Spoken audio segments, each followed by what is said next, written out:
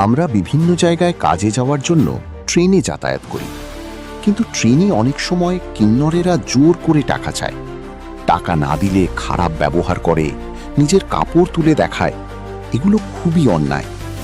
ট্রেনে শুধু একা মানুষ থাকে না, অনেক সময় পরিবারের লোকজনও থাকে। কেউ তার মায়ের সঙ্গে বসে থাকে, কেউ তার বোনের সঙ্গে বসে থাকে, কেউ তার স্ত্রী বা মেয়ের সঙ্গে বসে থাকে। তখন সবার সামনে এই ধরনের কাজ করলে সাধারণ মানুষ খুব লজ্জিত ও অস্বস্তিতে পড়ে। হয়তো এটা তাদের কাছে স্বাভাবিক মনে হতে পারে, কিন্তু সাধারণ মানুষের কাছে এটা খুবই বিব্রতকর পরিস্থিতি।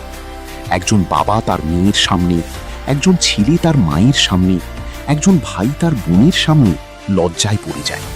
আরেকটা বিষয় হলো, অনেক মানুষের কাছে খুব অল্প টাকা থাকে।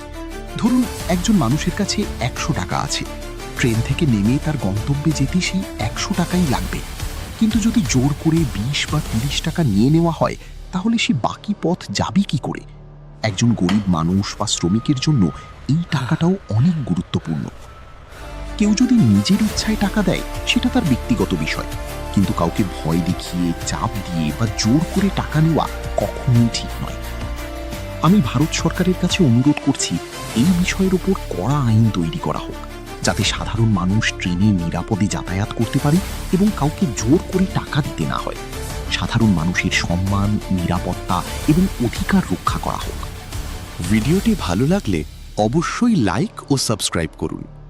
আপনাদের সাবস্ক্রাইব আমাকে নতুন নতুন ভিডিও তৈরি করার অনুপ্রেরণা দেয়।